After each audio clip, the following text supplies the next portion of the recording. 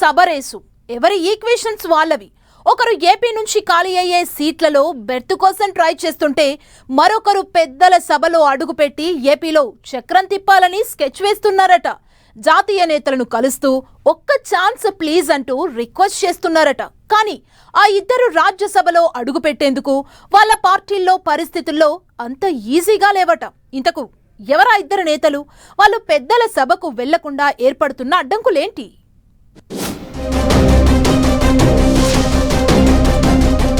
కాంగ్రెస్ నుంచి రాజ్యసభ రేసులో Sharmila, AP BJP కోటాపై GVL Narasimha Rao ఆశలు. తెలంగాణ కోటాలో షర్మిలను రాజ్యసభకు పంపుతారా? రాహుల్తో భేటీలో షర్మిల చర్చించిందేంటి? కూటమి నేతలను కలుపుకునిపోయే పనిలో జీవీఎల్. మరో 3 నెలల తరువాత ఖాళీ కానున్న రాజ్యసభ సీట్లపై ఇప్పట్నుంచే ఆసక్తికర రేసు కొనసాగుతోంది. దేశవ్యాప్తంగా 73 సీట్లు ఖాళీ కానుండడంతో ఏపీకి చెందిన పలు పార్టీల నేతలు లాబియింగ్ ను స్పీడప్ చేశారు. అయితే ఆంధ్రప్రదేశ్ నుంచి 4 రాజ్యసభ సీట్లు మాత్రమే ఖాళీ అవుతున్నాయి. అందులో ఒకటి బీజేపీకి దక్కే అవకాశం ఉండటంతో బీజేపీ సీనియర్ నేత, మాజీ రాజ్యసభ సభ్యుడు జీవీఎల్ నరసింహారావు రేసులో ఉన్నట్లు తెలుస్తోంది.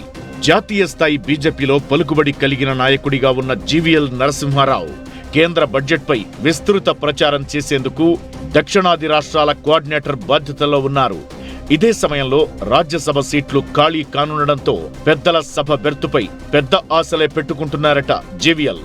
జాతీయ పార్టీ ఆయన సేవలను మరింతగా వినియోగించుకోవాలనుకుంటే ఛాన్స్ ఇవ్వొచ్చని అంటున్నారు. ఏపీ కోటాలో ఖాళీ అవుతున్న 4 రాజ్యసభ సీట్లలో బీజేపీ వాటాగా దక్కే ఒక్క సీటుని జీవీఎల్ కు ఇస్తారని టాక్. ఆయనకు అవకాశమిస్తే ఏపీలో బ్రాహ్మణ సామాజిక వర్గానికి ప్రాధాన్యత ఇచ్చినట్లవుతుందన్న ఈక్వేషన్స్ కూడా ఉన్నాయట. అదే జరిగితే జీవీఎల్ మళ్లీ లైమ్ లైట్ లోకి వచ్చినట్లే అని అంటున్నారు. 2024 ఎన్నికల్లో విశాఖ నుంచి లోక్సభకు పోటీ చేయాలని జీవీఎల్ భావించిన ఆ సీటు పొత్తులో టీడీపీకి వెళ్లింది. ఇప్పుడు రాజ్యసభ ఛాన్స్ ఇస్తే జీవీఎల్ కు రాజకీయంగా దశ తిరిగినట్లే అని అంటున్నారు. అయితే కూటమి నేతలతో జీవీఎల్ కు ఉన్న సంబంధాల మీదే డిస్కషన్స్ జరుగుతున్నాయి. అటు సీఎం చంద్రబాబు, లోకేష్, పవన్ కళ్యాణ్ తో సహా ఏపీ బీజేపీ నేతలతో కూడా జీవీఎల్ కు పెద్దగా చెప్పుకోదగ్గ సాన్నిహిత్యం లేదంటున్నారు.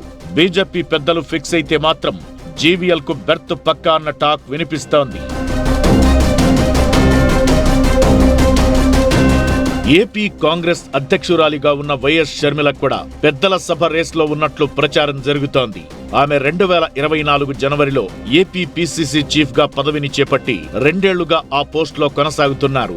అయితే కాంగ్రెస్ బలోపేతం కోసం వైఎస్ షర్మిల చేసిన ప్రయత్నాలేవి పెద్దగా ఫలించలేదు. ఆమెతో పొసగక కాంగ్రెస్ సీనియర్లు సైలెంట్ అయిపోయారు. వైసీపీ నుంచి ఎవరూ కాంగ్రెస్ వైపు రావడం లేదు. ఈ నేపథ్యంలో మహాత్మా గాంధీ జాతీయ ఉపాధి హామీ పథకం పేరు మార్పుపై పెద్ద ఎత్తున ఉద్యమానికి శ్రీకారం చుడుతున్నారు షర్మిల. జిల్లాల పర్యటనకు కూడా సిద్ధమవుతున్నారు. ఈ మధ్య ఏఐసీసీ అగ్రనేత రాహుల్ గాంధీని కలిసిన షర్మిల ఏపీలో పార్టీ పరిస్థితులు, రాజకీయ పరిణామాలపై చర్చించారు. అయితే తన పార్టీని కాంగ్రెస్ లో విలీనం చేసినప్పుడు షర్మిలకు రాజ్యసభ సీటు ఇస్తానని కాంగ్రెస్ పెద్దలు హామీ ఇచ్చినట్లు ప్రచారముంది. ఈ మధ్యలో 1-2 సార్లు రాజ్యసభకు సీట్లు ఖాళీ అయినా షర్మిలకు బెర్త్ దక్కలేదు. పలువురు ఏపీ కాంగ్రెస్ సీనియర్ నేతలే షర్మిలకు దక్కిన హామీ నెరవేరకుండా అడ్డుకుంటున్నారన్న ప్రచారం జరుగుతోంది. అయితే రాజ్యసభలో 73 సీట్లు ఖాళీ అవుతున్నా కాంగ్రెస్ కు దక్కేది తక్కువే అంటున్నారు. ప్రస్తుతం రాజ్యసభలో కాంగ్రెస్ పార్టీకి 27 సీట్లు ఉన్నాయి. 73 మంది సభ్యులు పదవీ విరమణ చేయనుండడంతో ఆ పార్టీకి ఇంకా సీట్లు తగ్గనున్నాయి. పైగా పదవీ విరమణ చేస్తున్న ఏఐసీసీ చీఫ్ మల్లికార్జున ఖర్గే వంటి వారిని తిరిగి కొనసాగించాల్సి ఉంది. ఖర్గేను తెలంగాణ కోటా రాజ్యసభకు పంపిస్తారని ఇన్సైడ్ టాక్. అయితే కర్ణాటక, తెలంగాణ, హిమాచల్ ప్రదేశ్ ఈ 3 స్టేట్స్ లో కాంగ్రెస్ అధికారంలో ఉంది. ఈ 3 రాష్ట్రాల్లో 7 సీట్లు ఇక్కడ ఖాళీ అవుతున్నాయి. ఇందులో కాంగ్రెస్ కు 5 ఖచ్చితంగా వస్తాయి. మహారాష్ట్ర, తమిళనాడు, అస్సాం వంటి చోట్ల కలుపుకుంటే 1-2 సీట్లు దక్కే అవకాశం ఉంది. కర్ణాటక లేకపోతే తెలంగాణ కోటాలో షర్మిలను రాజ్యసభకు పంపించే అవకాశం ఉందట. అయితే తెలంగాణ, కర్ణాటక నుంచి రాష్ట్రాల పెద్దల సభలో అడుగు పెట్టేందుకు చాలా మంది రేసులో ఉండటంతో షర్మిలకు రాజ్యసభ సీటు దక్కడం అంత ఈజీ కాదన్న అభిప్రాయాలు వ్యక్తమవుతున్నాయి. కాంగ్రెస్ పార్టీ పెద్దలు గనక షర్మిలకు ఇచ్చినట్లు చెబుతున్న హామీని నిలబెట్టుకోవాలంటే ఆమెకు రాజ్యసభ బెర్త్ పక్కా అన్న ప్రచారం జరుగుతోంది. అయితే అటు జీవీఎల్ ఇటు షర్మిల విషయంలో బీజేపీ, కాంగ్రెస్ అధినాయకత్వం ఎలాంటి నిర్ణయం తీసుకుంటుందనేది వేచి చూడాలి.